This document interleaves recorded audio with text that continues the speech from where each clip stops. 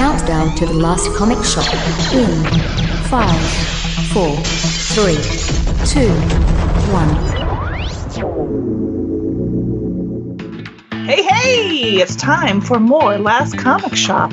Ooh, I like that. Does that do it for you? Oh, it does it for me, baby.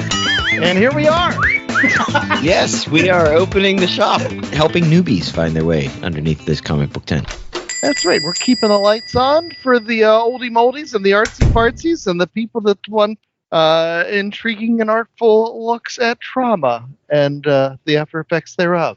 Oh, yes, absolutely. I am the host with the most, Andy Larson, with my co-hosts, J.A. Scott, Chad Smith, and the gorgeous Nicole Larson. And my wife was going to come on the show today and say how long it took me to actually sit down and read this week. He did. He read like anything else he could read.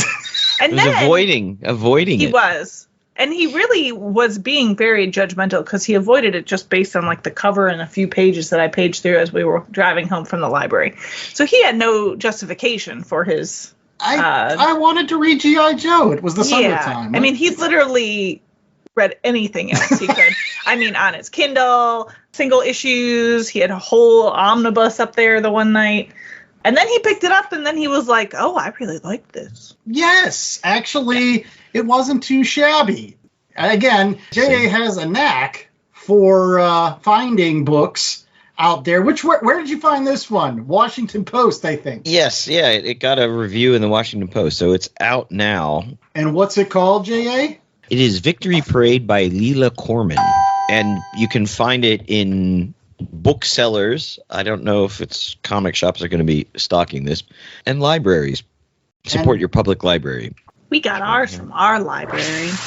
Before we get to the artsy-fartsy and intellectuals discussion, though, it's really time to connect with the masses. That's right, the unwashed masses. Those people that get out on the social medias and then, vote on things. Yes, it is our weekly polls. Yeah, every week on Thursdays, sometimes on Fridays if J.A. forgets, we put out this weekly poll thingy-bobber, and we have folks vote on it.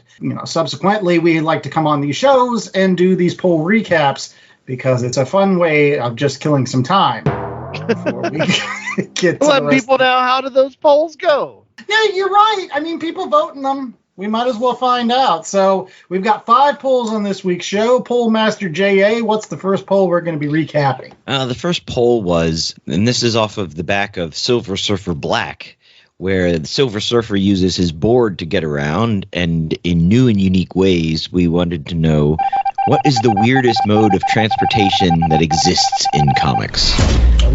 Is it Iron Man and his iron skates?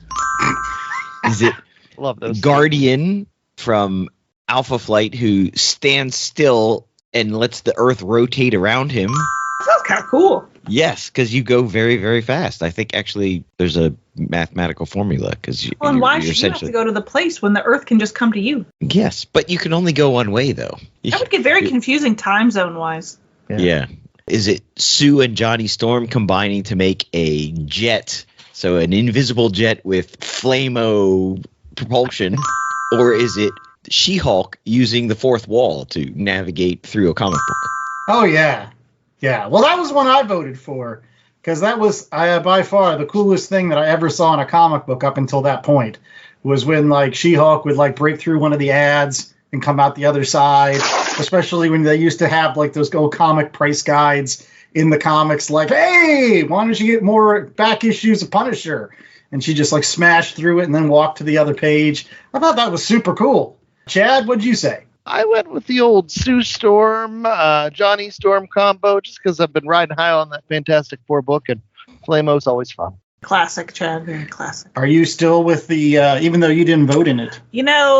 So I didn't vote in it, and initially the whole world turning thing did catch my interest, and I was like, oh, that's cool. But now that I'm thinking about it, it does have certain perils. Time changes and stuff. And if I were a comic book reader, this whole breaking through the page thing, I would think that's pretty cool. So I don't know. I'd be torn between those two.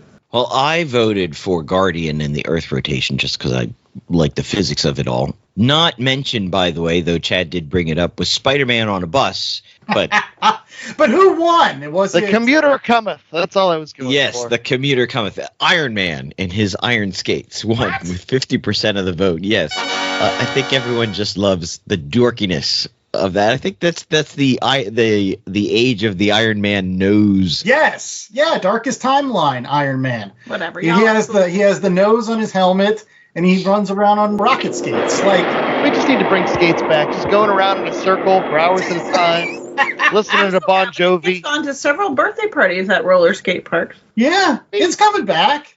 So, any case, what was poll number 2? This went along with Maximum Carnage, so we were asking who was the lamest Spider-Man villain. Not the best, the lamest. There was a laundry list. There were 4 to choose from. Red Ghost was one, got no votes. So I guess It's more of a Fantastic Four rogue. So I think that's what threw people. Plant Man, Conundrum, and the Hypno Hustler. He won with 70% of the vote. Which was the obvious choice. Hypno Hustler and his hustleries. No Hustler and his Mercy Killers. Yes. Well, with that name, I mean, how could you not win? Disco theme to these polls these days. That's true. That's true. Chad, did he miss anybody that you would have put on the list instead? Boy, lame Spider-Man villains, huh? What about Will-O-Wisp? Oh, that was bad.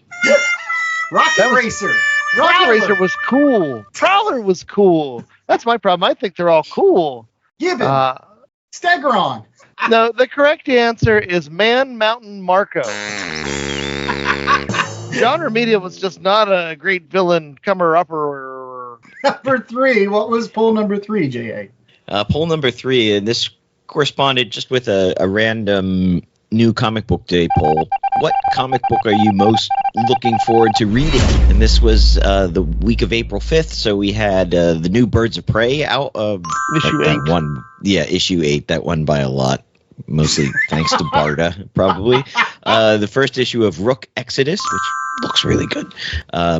Beneath the Trees, and first issue of Shadow of the Green Goblin. Yes. Which is another retcon of Green Goblin lore. I'm just glad that J.M.D. Mateus came back and wrote more Spider-Man with Green Goblin. And it's actually kind of a great book because it actually happens even before Norman takes the Goblin Serum. Like, he was testing it out on somebody, and it's before Peter Parker met Harry and Gwen and all these other people. So it's kind of neat. But yeah, that didn't win.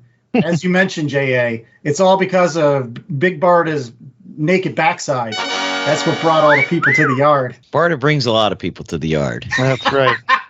And when she thinks that her clothes are the ones causing the problem. Barda, why are you naked? You told me all the clothes made people hypnotized. No, their clothes, not yours. Poll number 4.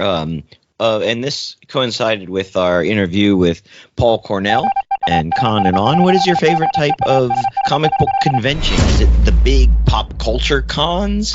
Is it the comics only cons? Or is it the small indie cons? All right, we'll throw this out to Nicole first. The ones I get to stay home from. That's pretty much all. But if I make you go to one, which one would you rather go to? One that just has comics, or one with comics and the movies and TV? Or one that has things for my kids to look at. Okay. I have to be prepared to endure hours upon hours. Dollar bins. Got it. Yeah, Got it's it. going to be a long time if we get stuck at one of these things. That's why we don't go with you. We would go, except we just can't commit to that like you guys do. Well, it takes a lot to commit to that. The kids find a pin or Johanna, she really did get into the Pokemon cards for a second there. But yeah. Little Lego guys. The Lego guys too, yeah. The correct answer is the Comic-Con onlys.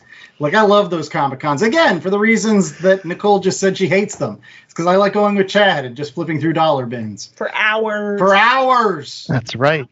Got my spreadsheets, got my lists, looking for deals, looking for people desperate to take things home. Yeah, that's the other good thing. Is like going and being like, hey, that guy, $40, I'll give you 25. Deal. Everyone knows you wait until the last hour before the show closes, and then you go to Steve and say, Steve, I'll buy that book for half of what you're offering. Do you really want to have to box it up and take it back in your... But I'm so sad. I just like show up like Oliver Twist, like, I have this many dollars, please. Can I have a comic? And I mean it. I'm not like pretending and like, oh, there's more money in my pocket. Like, no, I'm down to $17. If you want to get rid of that comic, here's what I can give you. Well, see, now Andrew's on a mission recently. He's trying to complete, what is it, the Mr. Miracle. Mr. Miracle series. Now, if I were to go with you now, because you have a very specific set of things you're looking for, I could get behind that. But when y'all are just looking, you have like this mega list in your brain of like what you're looking for, and I'm like, what are you looking for? And you're like, I don't know, this, and this. And I'm like, yeah, no, that doesn't help. But if you put me on a mission, I could bust some butts. Yeah, you have a very much a Liam Neeson kind of take-in. I've got a specific set of skills here, and I'm sure you could wheel and deal even better than I could with some of this stuff. I'll give you... I'm not emotionally invested. I'd be like, hell no. Okay. But yeah, I didn't win, right? That didn't win, J.A. No. It was sort of a sliding scale down. Big pop culture cons like San Diego, that took home the poll, and then comic-only cons, and then indie cons coming in last. But, we went from big con to smallest con as well. So Right. Yeah, that's how the popularity scale will have it. Last poll, J.A. Last poll. So we're going over to our good friend, Mr. Mikey Wood, who put out a poll because he likes to put together with us these little videos flipping through collections of comic books, full runs, events, blah, blah, blah. So he asked, what should we feature next? Is it a full Hellblazer run, a full Swamp Thing run, a DC 80s crossover event? Because if anyone knows Mikey Wood, he's going to have a lot of DC crossover events, or all of them, which is what won, because you can't have all of them on a poll. I like how Chad was like, all of them, and he's like, really? Like, right now? I put the old Queen song in there. It's like, I want it all, and I want it now. And then I made sure I posted, like, not now, but like, reasonable time frame, like, space it out, don't hurt yourself. Yeah. No one seems to want the Hellblazer, though. I'll be honest. I don't really care for Hellblazer. Chad, what are your thoughts? So that's a book I've never really gotten into, but I've always heard great things. My friends that are super into that Vertigo universe all seem to have an affinity for Hellblazer. And so I'm not knocking it or discounting it, but as of right now, it's still not for me. Maybe looking at some covers will pique your interest. There you go. Maybe. You know what? The main reason why is because I can't separate Hellblazer from Preacher. Both like these Vertigo books, and sometimes I get them confused, even though I shouldn't. But I'm just like, oh boy, I really hate Preacher. Any case, that was all the polls that we had for this week. Hopefully you are checking out some of those awesome flip-throughs of all of those issues, including the ones Mikey Wood posts over on our YouTube channel. We post those every single day. And they're a real treat if you want to see a run in all the covers and super coolness. So, yeah, and also make sure that you're checking out our weekly polls every week on our social medias, mostly on the X. Any case, we've got more Last Comic Shop right after these commercial breaks with Victory Parade. Will it be a parade to victory or something else? We'll see. Stay tuned. Hey, it's Mikey Wood, frequent Last Comic Shop guest and collector. And as a collector, I'm always in need of boards, bags, long boxes, and more to house all those comics. That's why I use promo code LCSPOD to get 10% off my orders at bcwsupplies.com. Not only does it get me a discount on BCW's already low prices, but I know using LCSPOD at checkout is another way I can show my support to the Last Comic Shop podcast and their continuing mission to bring fans together under that big comic book tent. So if you're in need of comic book supplies, head out to bcwsupplies.com and use promo code LCSPOD today. That's LCSPOD.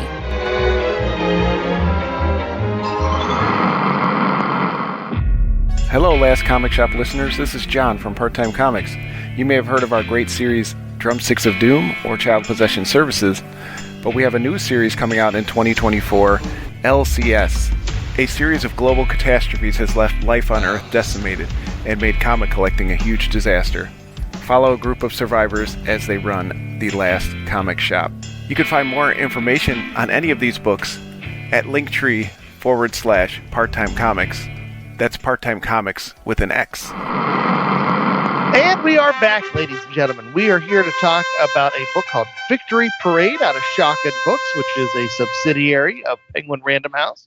But J.A., why don't you tell us about the person behind our parade today?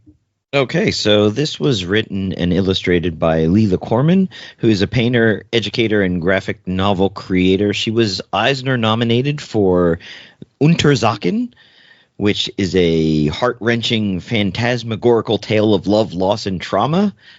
Not dissimilar to the book that we reviewing today, which is a bit of a heart-wrenching tale of love, loss, and trauma. Hey, you stole my 10-cent synopsis. So, and along with her works, she is a founding instructor at Sequential Artists Workshop and an instructor at the Rhode Island School of Design. RISD. Well, there you go. Okay, and so now it's time for our 10-cent synopsis. So let's send this over to the clan Larson. Oh, yeah. What we got going on, gang? That's right. We're going to tag team this? Sure. All right. So you smack my hand when you're ready to tag me in. You ready? Set? Go. Wait, so I'm supposed to go first? Yes. Oh, okay.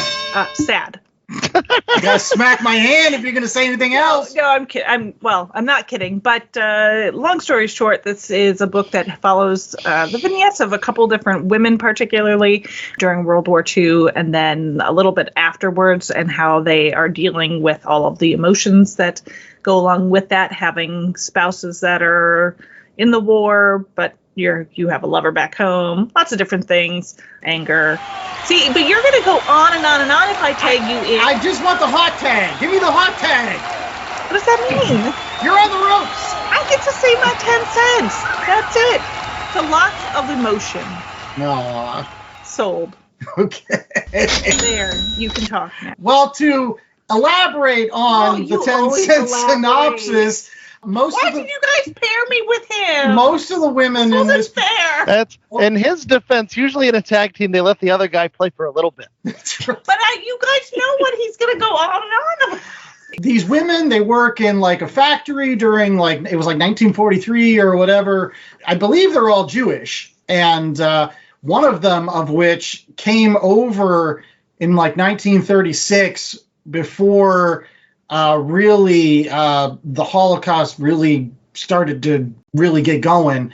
And so she lives with one of the other women with her young daughter. And I think she had the most interesting story. And it was why I was talking about all of the hot tagging, because she was a lady wrestler. That's right. I am a host with a most for a reason. I do make sense sometimes with my transitions. That's why I wanted a hot tag.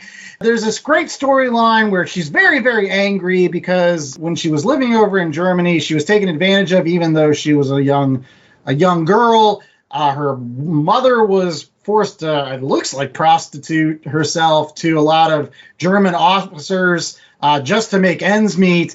And so again, she has a lot of rage. What's her name? Ruthless Ruthie. The Killer Kraut. So she's got a lot of rage, and somebody sees that rage and says, yeah, you would be a great female wrestler. And it was back in the day when everything was really just a real shoot. People were real stiff back in the day, which means they really wrestled and really put people in holds and things. But they made her out to be a heel. They cashed in on the fact that she was German, even though she was Jewish. And everybody thought that she was like a Nazi and whatever, and she had a lot of problems with it. And then she ends up dying. You guys can talk about the rest of the stories. That was my favorite vignette. Anyhow, moving on, folks. The thing that struck me about this book, in addition to just the trauma and the anger, and there's no relenting in the things that are heaped upon them. They're trying to, escape the Nazis, and they come to America, and they're constantly assaulted by everyone in public, and men are trying to make moves on them and shouting insults, and then they become wrestlers, and grandmas are sticking them with hat pins, and then there's a lot of just unrelenting trauma in this book. And it's trauma. It's like can't escape it. It's even more disturbing in their dreams. These dreams turn into these real mirages of like horror upon horror. There's a story of this World War I veteran who's lost his leg, so he can't fight in World War II. The neighbor of the main protagonist of the entire book, and they're having an affair because her husband is away at war, and her husband also, wasn't a very good husband before he went away to war, so she's not missing him. But she's having dreams of his leg, of picking up his leg that's been dismembered and taking it around and planting it, and it's a very graphic leg with like the meat and the bone in the middle. Yeah, and it's just the pieces of people that are strewed all about. That leg just sort of is amplified, and these little dreams are all building until the husband comes back, and he has severe post-traumatic stress disorder because he was one of the troops that liberated a concentration camp. And it really deals with what he's going through. And I like that about it because most of the book is told from the woman's perspective. And this husband is made out to be not a great guy. And he comes back, and then you see why he's so distant and what he's dealing with.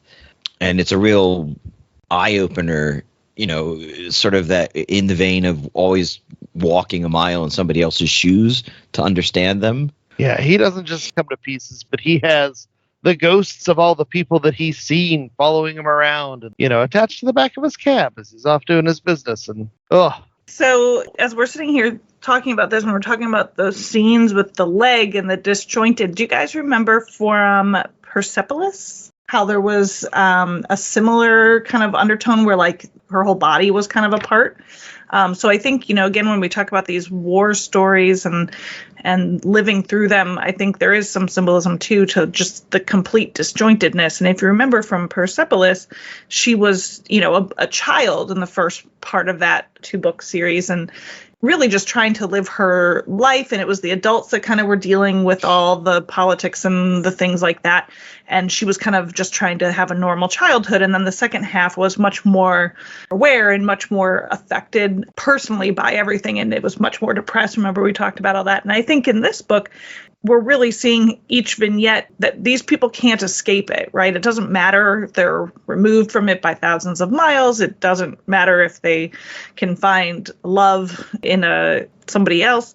In the end, the war just continues to haunt them in whatever front that it comes to them in. Yeah, no, it's tough because, there's no healing here. It's just enduring until something ends. And I think hanging over it all is sort of the great trauma of the Holocaust and what that has done to generations of Jewish Americans. I was trying to do some background info. I was reading some interviews that Leela had given, and she talked a little bit about how, a lot of the struggles in here, like they're obvious struggles of females in the, in the culture of World War II. A lot of the struggles in here are the struggles of, she brought up Jewishness. And I'm not a female, I'm not Jewish, but all I could do is just suffer alongside, is what I felt like with this book. Like, you're seeing what these people go through, and it is a thing of endurance. And it isn't something I've experienced, but just to read through this book and see what people have gone through and to feel what people are feeling. And there's definitely this persistent hopelessness, right? Like, there's no end of the tunnel for these folks. Like, they just don't see really any hope. It is just about enduring and just making it through one more day. And no one really talks about anything that they look forward to in the future or whatever, and they don't know what the future is going to hold, I suppose. And even after you return from the war, people aren't really relieved. Now they have to deal with, the whole aftermath. But you're absolutely right that there's no hope coming, because if you really think about these characters and you expand it out, gosh, the young daughter that lives with Rose is dealing with a lot of stressors. Like, not only is her father distant and dealing with his own stuff, but Ruthie was her hero, almost like a sister to her. She dies. And is forgotten. And like, she goes to the graveyard and it just starts yelling her name because nobody's talking about how this person was so important to her. they're wrapped up in their own stuff to even like see the grief and the PTSD that the daughter's going through. It's like for the next 25, 50 years, these seeds are just going to sprout twisted trees. Well, it's not just that they're hopeless, too. It's that they're helpless. Nobody sees anything that they can possibly do to change this. And I'm going to come back to that when I have my recommendation. Okay. A lot of these characters could deal with a couple of therapists. And serious.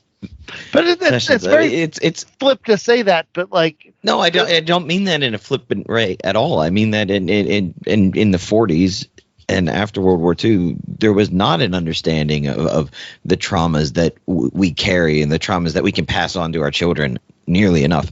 And we don't talk about emotions and things like that. Yeah, it's all hidden. You just keep going. You see that how that builds up. Even that great quote she uses at the end of the book, where by Shomei Tomatsu, who said, "I who had thought of ruins only as the transmutation of the cityscape learned that ruins lie within people as well."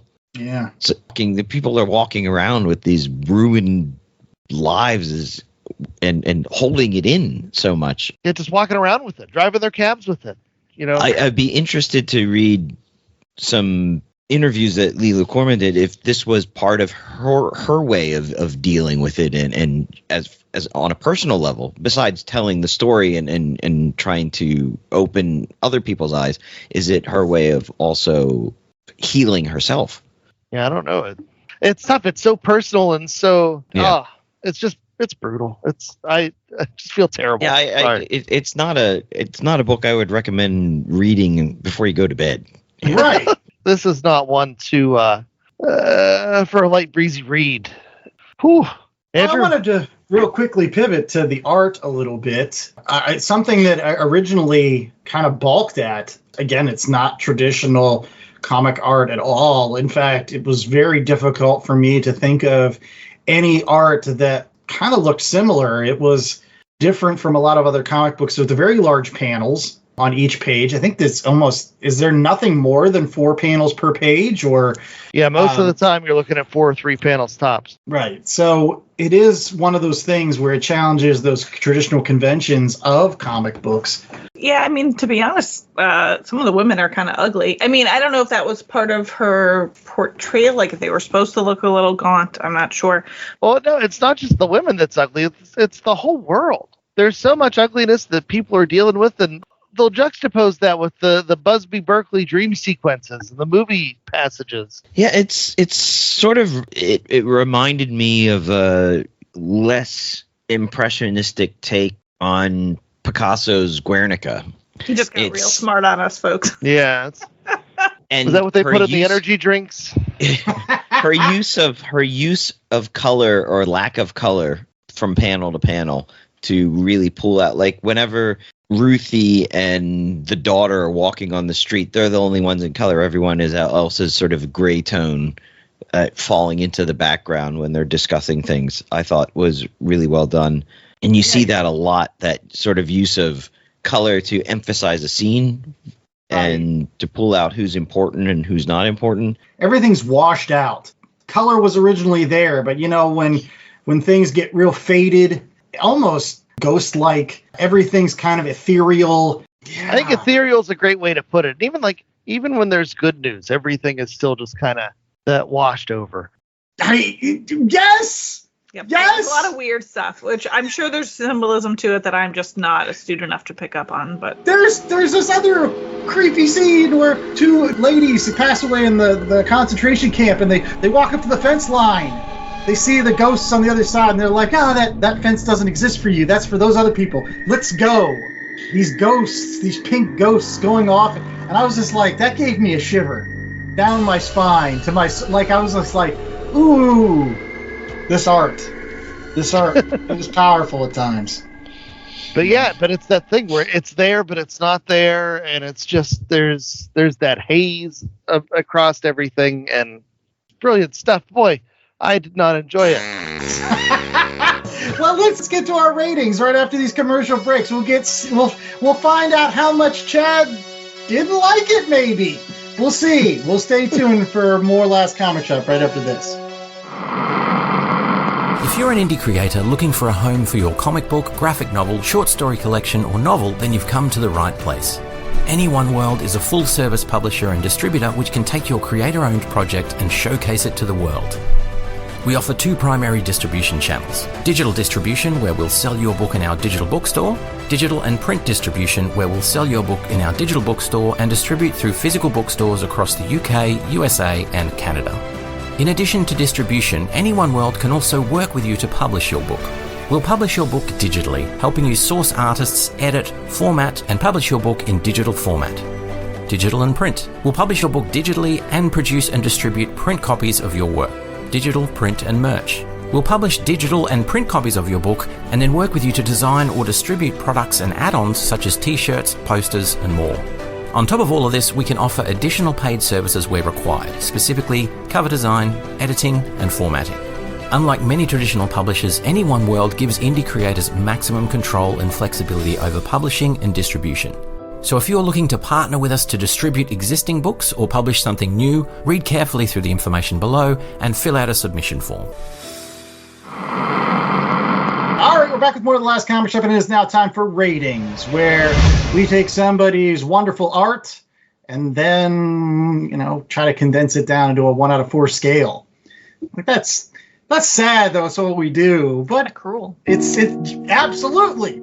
It's cruel that we're taking this book about cruelty and putting it down to a 1 out of 4 scale. No, you look at all the wonderful winners when we have you on the show. You get Persepolis and Mouse and Ducks 2 years in the oil sands. Man, you guys bring me on for the depressing stuff and expect me to be all smart, and I'm just not. I don't catch on. We to laugh stuff. when you're on for these smarty books. Isn't that why? It's like a book club at this point.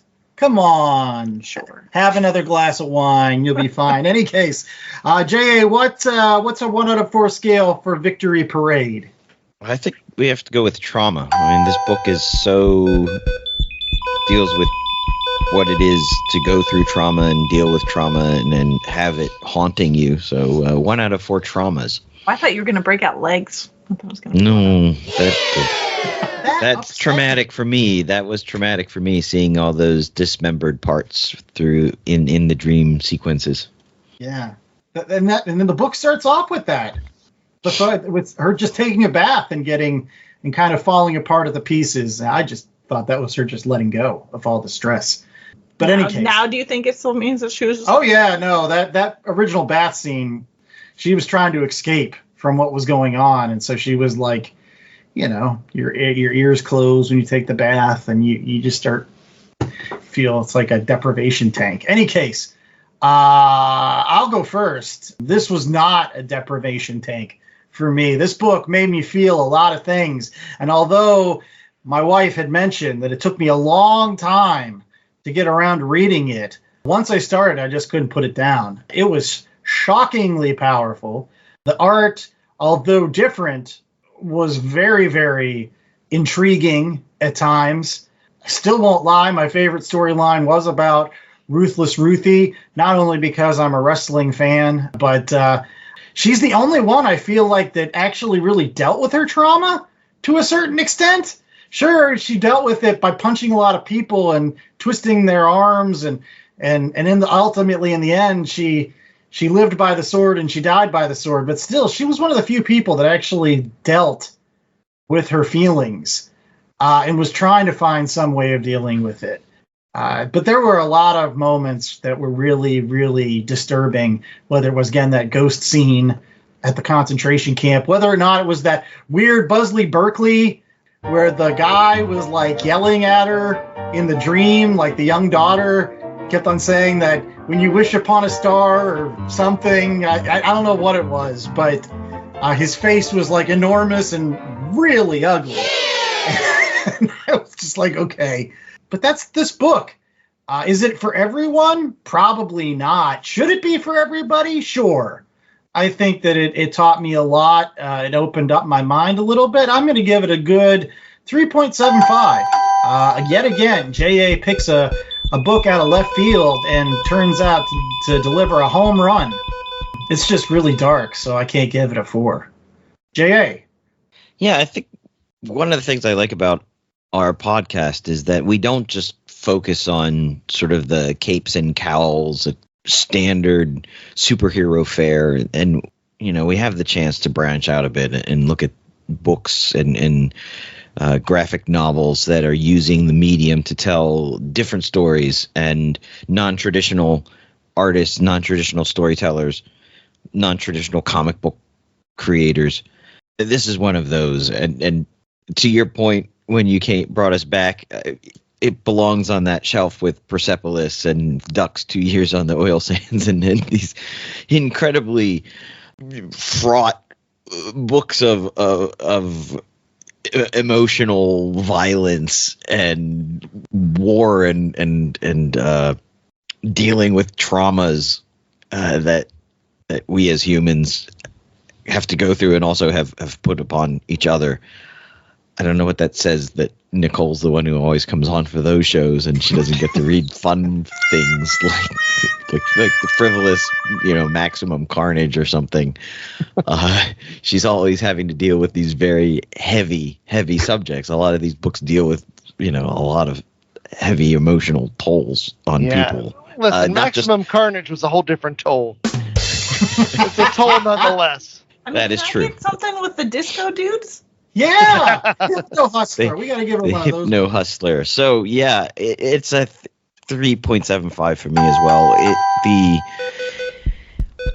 It was a little bit. It took me a little bit to get into as well. The art is jarring at first because, as pointed out, they don't look like nice people. They're drawn crudely, and at first you're wondering if that was there a reason for it, and there obviously was. As you get into it, it starts to carry the story along, and by the end, I think you're totally sucked into the world. But it's I don't think I would say that this is a book for everybody. I would not give this book to even my 17-year-old. Maybe a college-age student, someone who has read more or knows a bit more about history. It opens a lot of questions, and for you as a reader, and it makes you ask a lot of questions. I just don't know if a younger reader would be ready for that. And it's quite graphic too. I mean, you see people completely naked, and the body parts dismembering things. They're all done in a very graphic nature. So a hard read, but ultimately a fulfilling one. I'm glad that we were able to tackle this book. Yeah, I think to John Andrews' point, this is something that seems like college level academic almost in a way, and would be supplementary to a lot of other things that one might read about the world wars, specifically World War II and the Holocaust. Certainly just in the comic book world, of course, we're all thinking about Mouse, and I'm thinking about the graphic interpretation of Anne Frank's diary and things like that. But yeah, this is not something to be taken lightly. It is not what I would call, quote, entertaining, in terms of something that I'm like, oh, yeah, man, let me tell you about this. It's definitely almost, like I said, more academic reflection on the war and on people's experience through it. The art actually, despite it being, and I like John Andrews' word of crude, is probably better than ugly. But honestly, when we literally picked it up from the library, it actually kind of did draw me in at first, because I'm like, oh, this is kind of different. So, again, did become quite graphic and interesting. And I think one has to have that background knowledge of the war, too, to kind of really be able to pull out all the symbolism and things that you see in the book. So, I've read a lot of World War II things. I think I'm still, I know you guys are the comic book people. I think I've found some more meaning in some of the novels that I've read, the historical fiction novels and things like that. This was a little bit harder to digest, I think. But overall, I think it was very powerful. And so for that, I'd give it a strong 3 traumas. Are we talking about 3 traumas? Is that what we're doing? All right, Chad. Wrap us up. That's a tough measure. No, oftentimes, Andy will talk about books and describe them as important, and I'll kind of roll my eyes. But I think this book is one of those, as Nicole alluded to, almost academic in nature. This is someone dealing with trauma It's not something to be taken lightly. It is one of those books that strives to be something, an important examination of what these people lived through. And I'm sure having a female perspective is something that's unique from a lot of your traditional World War II books that are out there. So I feel like this is important. It does a lot of really important things. I think it's very artful. At the same time, it's very difficult to get through, and I think that it's by design. But boy, it'd be nice to have a joke or two in there and something. No, it's just tough, and because it was so tough, I'm gonna go 3.5. It's not that it's not important, and it's not that the messages. I don't want to take any of the validity away from this. I think it is interesting.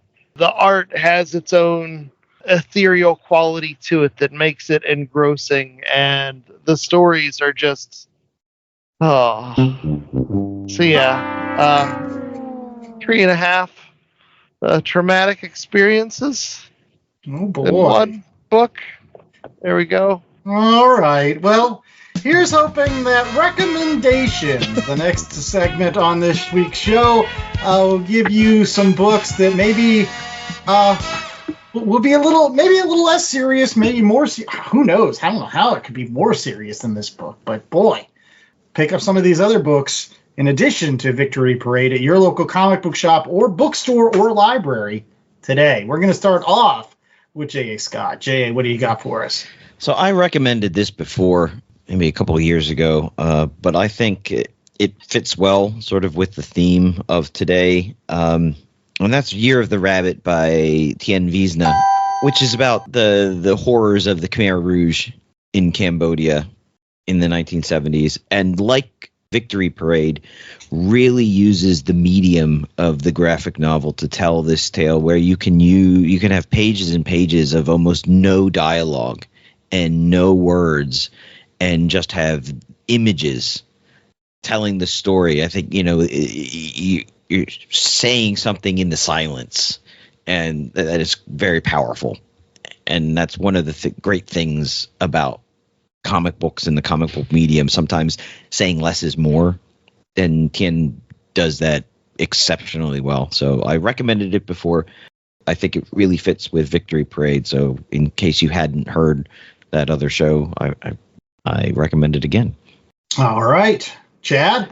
So I had considered going down the World War II track, and I was thinking of like some old EC comic stories from Bernie Krigstein, and for me, I'm going to go with something that I also have recommended before. It's trauma on a much smaller scale, which is easier for me to handle. It's called Dark Knight: A True Batman Story. It's written by Paul Dini, with art by Eduardo Risso.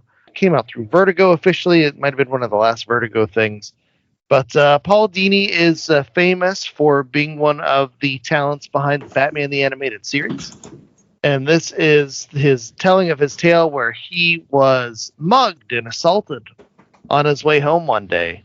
And his recovery and the depression that he went through, and, his insecurities take the form of Batman villains, that are degrading him and tearing him down. And, a lot of it is him talking to his doctors and therapists, talking to friends, and, meanwhile, Harley Quinn or Batgirl's speaking to him over his shoulder. And just, it's a book about dealing with trauma, a book about, trying to find that healing. And obviously he lived to tell the tale and write the book. And so it had that tinge of hopefulness to it that I think I needed more so. And so that's my recommendation. Dark Knight: A True Batman Story by Paul Dini. Mm-hmm. Well, my recommendation kind of brings it back to a large-scale trauma. Boy, we're not getting away from trauma in these recommendations.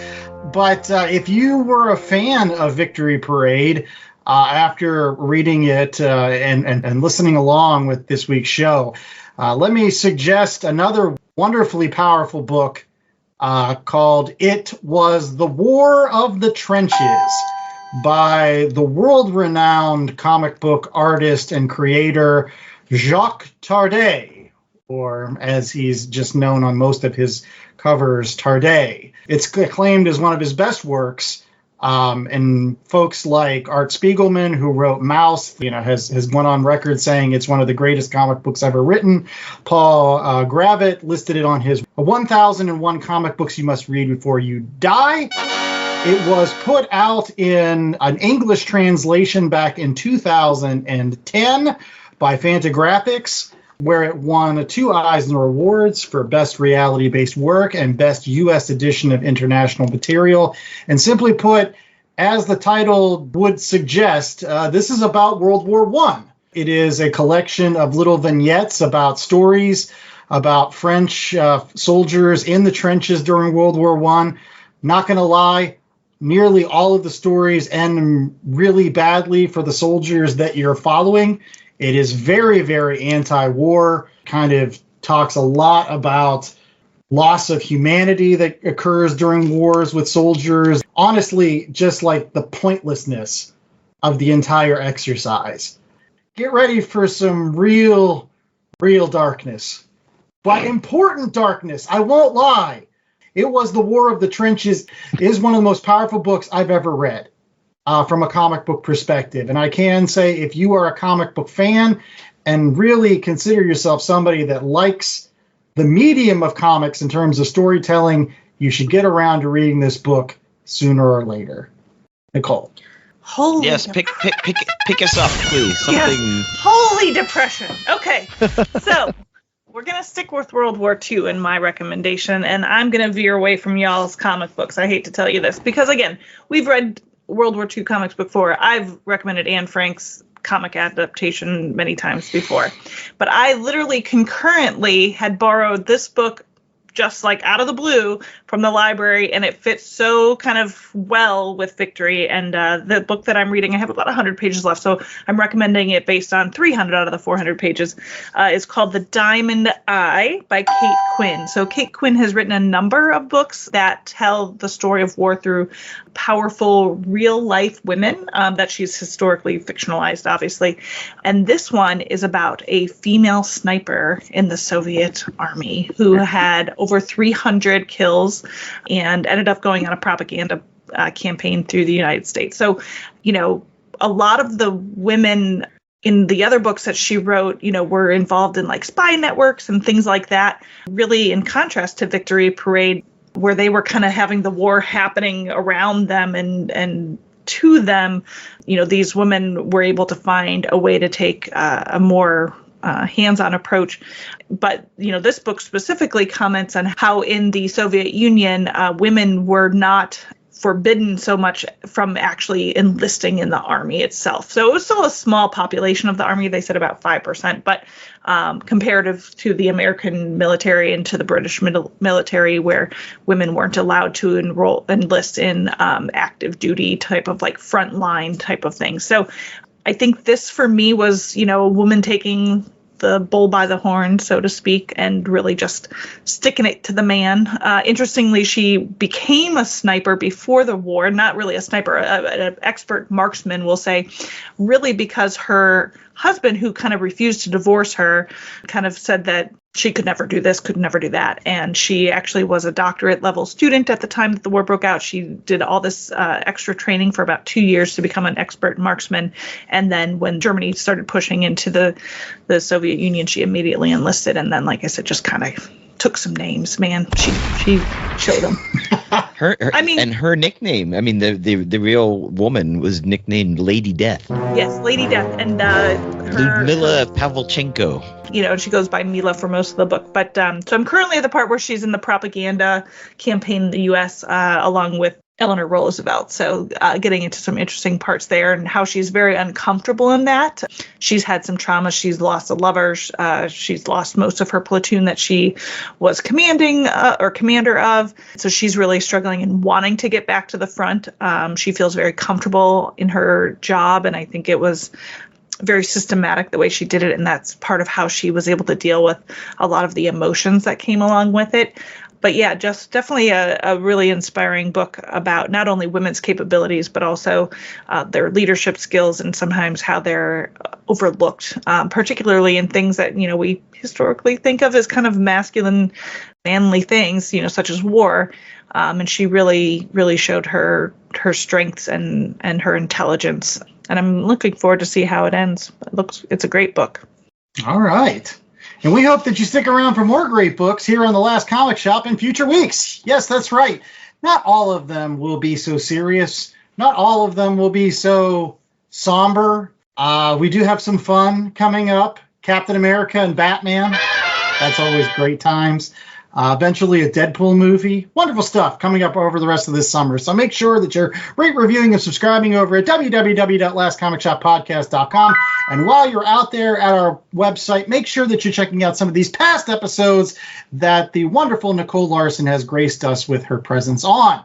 All of these very serious books like Mouse and Persepolis, Ducks, 2 Years in the Oil Sands, and what was that one about the hockey player? Me too. No, but it's right by the same guy. Essex County. I was going to say something country county, something. Essex County. There you go. And Slaughterhouse-Five. She was even on that book, even though that one is a little less serious, although it deals with war too. And Dresden. There's a lot of death there too. Right? Okay. So essentially, she comes on for war or Canada. You're a token death or Canadian correspondent. So, oh my. Yes. On that note, we are the Last Comic Shop podcast. We don't want to be the last comic shop, so we encourage everybody to get out there and find some books about serious, important topics. Things like Victory Parade, which could be found at your local comic shop or local bookstore. While you're at that bookstore, you can check out Diamond Eye by Kate Quinn, or head back over to your comic shop. You can look for things like It Was the War of the Trenches, or Dark Knight, a true Batman story, or The Year of the Rabbit, or things that are not drama-based. All that and more waits for you at your local comic shop. And then you can always circle back to our website to check out our merch. What do we got this week, JA, at www.lastcomicshoppodcast.com? We always have t-shirts, coffee mugs, tote bags. It's the summer, so we've got our special summer design Last Comic Shop t-shirt in beautiful pastel blue or neon green. All those great summer colors. Channeling that great surfer movie, Endless Summer. And once you're done shopping for merch, why don't you head over to our sponsor to pick up boards, bags, boxes? Where can you find that, Nicole? Yeah, head over to bcwsupplies.com and use the code LCSPOD to get a discount on your comic book paraphernalia, and helps out the podcast. Absolutely. We want to keep this podcast going, baby. The 200th episode coming up right around the corner. So make sure that you're still listening. Until next week, I'm the host with the most, Andy Larson. I was joined by Chad Smith, J.A. Scott, and the wonderful Nicole Larson. We hope that you stay safe, stay cool. Yeah, hopefully tomorrow will be less dramatic. I do notice that every extra guest is always wonderful. Wonderful Mikey Wood, the wonderful Ethan Larson, the wonderful... Yeah, why do you give... I thought you were just sucking up to me because I'm your wife, but here I hear you do it for other people too, so... Wait, does that mean you're not listening and downloading every episode, Nicole? Yeah, exactly. What's going on, Nicole? You should be listening to it on like Apple Podcast and downloading on Spotify so that we get all the... We just need to click. Yeah, we don't care. You don't have to listen.